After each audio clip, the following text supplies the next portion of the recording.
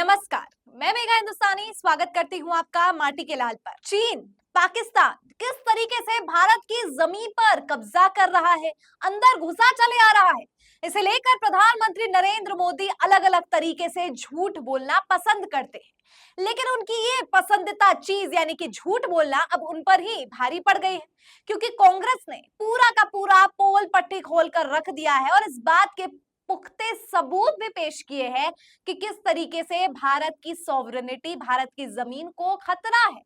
क्या लिखा है सुप्रिया श्रीनेत के इस ट्वीट से समझिए। सुप्रिया श्रीनेत लिखती है, खोखले दावों और फर्जी डिंगों को हकीकत, यह सरकार आतंकी हमले रोकने में पूरी तरह से नाकाम है।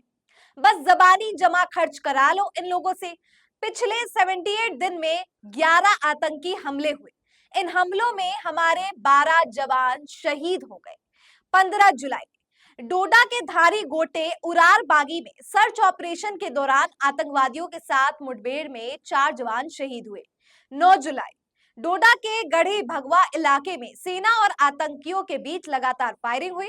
इलाके में 2 से 3 आतंकियों के फंसे होने की खबर थी। 8 जुलाई कठुआ में आतंकवादियों द्वारा सेना के वाहन पर ग्रेनेड से हमला, 5 जवान शहीद और 5 घायल। 7 जुलाई राजौरी के मंजाकोट में आर्मी कैंप के पास आतंकी हमला, हमले को नाकाम करने में 1 जवान घायल हुआ था। 26 जुलाई डोडा के गंडोह में सर्च अभियान के दौरान सुरक्षा बलों ने 3 आतंकियों को मार गिराया। इसके बाद शुरू हुए एनकाउंटर में सेना का 1 जवान घायल हुआ था। 12 जून डोडा के गंडोह में सर्च टीम पर आतंकी ने हमला कर दिया था। इसमें 1 पुलिसकर्मी घायल हुए थे।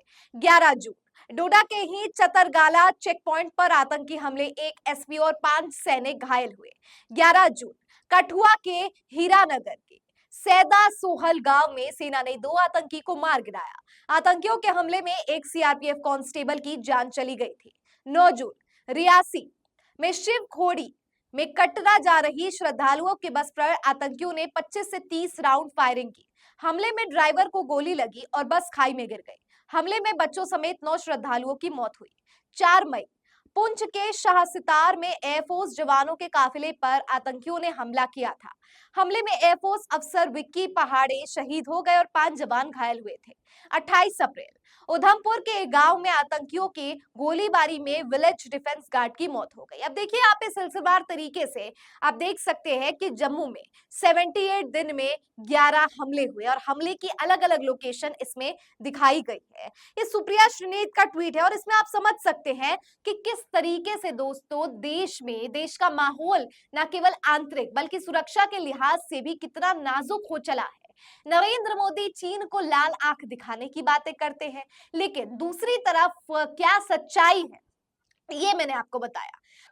दोस्तों, मैंने माटी के लाल चैनल के माध्यम से आपके लिए एक खबर पेश की थी जिसमें मैंने बताया था कि अडानी के चाइना के साथ क्या लिंक है और किस तरीके से चाइनीज कंपनियों को प्रमोट करने के लिए, अपने यहाँ कार्य करवाने के लिए और खुद कार्य करने के लिए अडानी ने ये साजिश रची है। और अडानी ने हिंडनबर्ग रिपोर्ट आने के बावजूद, जिसमें अडानी का नाम लिया गया और उस हिंडनबर्ग के सस्पेक्ट्स जो है वो चीन के थे, बावजूद इसके आखिरकार अडानी क्यों संबंध रख रहे हैं चीन की कंपनियों से, ये अपने आप में एक बड़ा सवाल था। और दूसरी तरफ नरेंद्र मोदी चीन जिस तरीके से हमला कर रहा है और भारत के सरजमी पर घुसता हुआ चला जा रहा है, इसकी खबर छुपा रहे। तो आखिरकार ये ऐसा क्यों किया जा रहा है? एक तरफ उद्योगपतियों को छूट दी जा रही है, तो क्या ये सरकार हमारे आम जनता की नहीं? क्या सुरक्षा कर्मी अपनी जान हथेली पर रखकर बॉर्डर्स पर तैनात रहते हैं? क्या नरेंद्र मोदी की प्राथमिकता सैनिक नहीं, बल्कि उनकी प्राथमिकता ये पूंजीवादी और केवल इनके राजनीतिक सियासत है? ये खबर जो मैंने आपको दिखाई है, इसके नीचे भी लोगों ने इतने ट्वीट्स किए हैं, आपको समझ खुद आ जाएगा कि किस तरीके से भारतीय जनता पार्टी आपसे सच छुपाना चाहती है। देखिए, गौरव पराशर लिखते हैं, जम्मू कश्मीर में वोट के लिए आतंकियों को शरण वहां की राजनीतिक पार्टियां देती है। ये ट्वीट उन्होंने लिखा है सुप्रिया श्रीनेत के उस ट्वीट के नीचे। अब ये समझने वाली बात है दोस्तों, इस प्रकार से जो लोग ट्वीट कर रहे हैं इसके नीचे और एक अपना पर्सपेक्टिव दिखाने का प्रयास कर रहे हैं कि कांग्रेस या अन्य राजनीतिक पार्टियां वहां उन्हें शरण दे रही है, उन लोगों के लिए मेरा ये जवाब है, जैसे ये गौरव पराशर ने बात लिखी है और तमाम ऐसे लोग जो ये मानते हैं कि राजनीतिक पार्टी आतंकवादियों को शरण दे रही है, किसी भी तरीके का देश में उपद्रव फैलाने का काम करते हैं, उनसे मेरा ये सवाल है कि बिल्कुल ये अनुचित है कि कोई भी राजनीतिक पार्टी या कोई भी आतंकवादियों को शरण दे रहे हैं, लेकिन प्रधानमंत्री नरेंद्र मोदी चीन को शरण क्यों दे रहे हैं? सेना जवान जो लोग शहीद हो रहे हैं और साथ ही जिस तरीके का माहौल पूरे देश में बना हुआ है, अपने पूंजीवादी मित्र को की सहायता या आखिरकार अंबानी अडानी को शरण क्यों देने का काम यहाँ पर किया जा रहा है नरेंद्र मोदी के द्वारा? क्या ये पूछना वाजिब नहीं है? अब दोस्तों मैं आपको कुछ और ट्वीट्स भी पढ़ाती हूँ जिससे आपको समझ आए कि आतंकी हमले कितने ज्यादा हो रहे हैं और ये खबर आपसे छुपाने जाने का काम यहाँ पर किया जा रहा है। तमाम कुछ खबरों में बात बताई गई है। देखिए, जम्मू कश्मीर के डोडा में आतंकियों के साथ मुठभेड़ में 4 जवान शहीद हुए। आखिर यह 56 इंच सरकार टेररिस्ट अटैक रोकने में नाकामयाब क्यों है? लगातार आतंकी हमले हो रहे हैं, जवान शहीद हो रहे हैं, बेहद चिंता का विषय है। इसके अलावा आप राहुल गांधी जी का भी ट्वीट पढ़ सकते हैं। आज जम्मू कश्मीर में फिर से एक आतंकी मुठभेड़ में हमारे जवान शहीद हो गए। शहीदों को विनम्र श्रद्धांजलि अर्पित करते हुए शोक संतप्त परिजनों को गहरी संवेदनाएं व्यक्त करता हूँ। एक के बाद एक ऐसी घटनाएं बेहद दुखद और चिंताजनक है।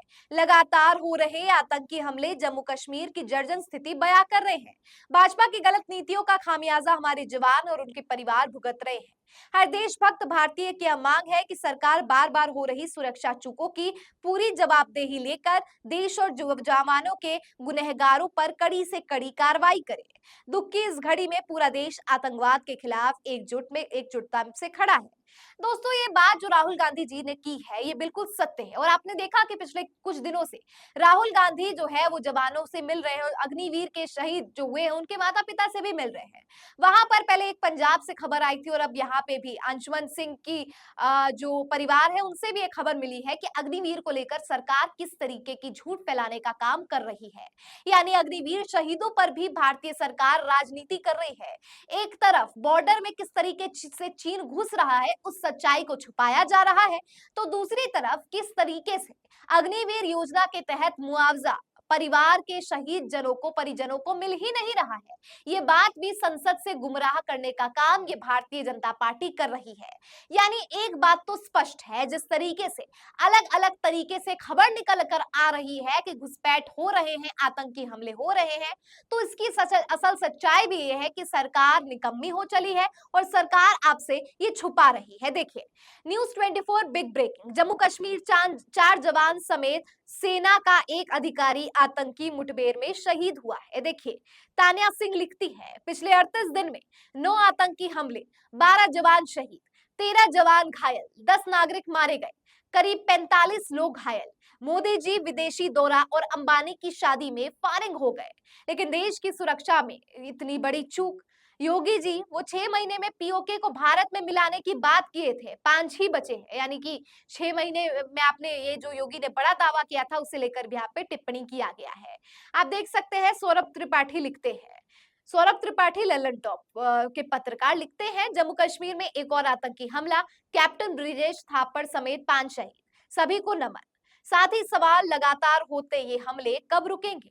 दोस्तों, पत्रकार हो, सोशल एक्टिविस्ट हो या कोई आम व्यक्ति हो, सबके जहन में एक ही सवाल दौड़ रहा है कि आखिर आतंकी हमले का असल जिम्मेदार कौन है और इसे रोकने का काम आखिर कौन करेगा?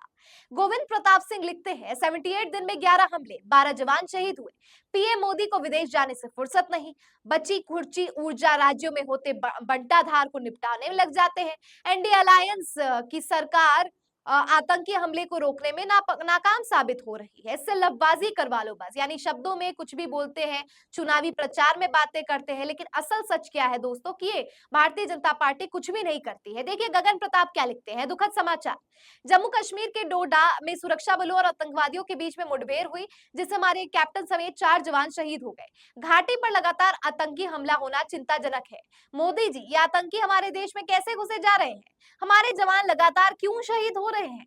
केंद्र सरकार को दृढ़ शक्ति के साथ आतंकवादियों को मुंहतोड़ जवाब देने की रणनीति पर कार्य करने की जरूरत है। केवल बातों से आतंकवाद नहीं खत्म होता और ईश्वर से प्रार्थना है कि सभी को सुख शांति बख्शे। यानी दोस्तों ये लगातार आपको ट्विटर खोलेंगे, आपको सिर्फ और सिर्फ सरकार के विरुद्ध और सरकार पर सवाल दागते हुए प्रश्न मिलेंगे, क्योंकि सवाल असल में यही है कि आखिर आप सिर्फ बोलते हैं, आप सिर्फ लफबाजी करते हैं, लेकिन असल में जमीन तो चीन लेता जा रहा है, घुसपैठ तो हो रहा है आतंकवादियों द्वारा, पाकिस्तान के द्वारा। इस पर अंकुश लगने का काम आखिरकार कब होगा? क्या लगता है दोस्तों, ये प्रधानमंत्री आखिरकार ये सच आपसे क्यों छुपा रहे हैं और इस पर अंकुश आखिरकार कब लगेगा? कमेंट करके बताइए। फिलहाल मुझे दीजिए इजाजत और देखते रहिए माटी के लाल। धन्यवाद।